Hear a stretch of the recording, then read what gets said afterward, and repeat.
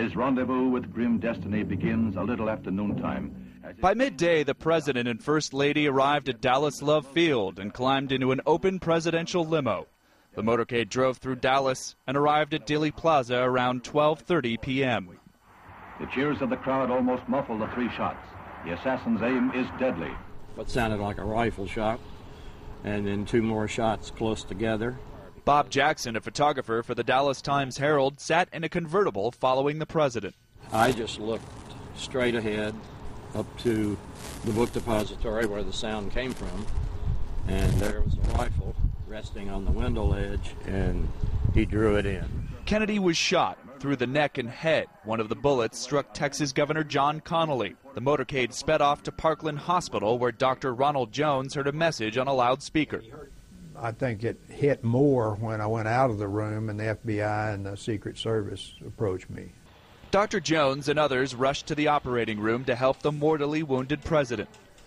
And there, sitting on a folding chair outside of Trauma Room 1, was Mrs. Kennedy, sitting there in her bloody clothing. Across town, Oswald made his way back to this rooming house in the Oak Cliff neighborhood, where he was spotted by the housekeeper. And she said something, "You seem to be really in a hurry," and he didn't say anything to her. A few minutes later, Oswald left heading toward the bus stop. Dallas patrolman J.D. Tippit had just finished lunch with his wife. I made a sandwich, and he came by and had lunch, and I kissed him by, not realizing that would be the last time I would see him. Tippit saw a man matching the description of the presidential assassin, but when he went to question him, he was gunned down.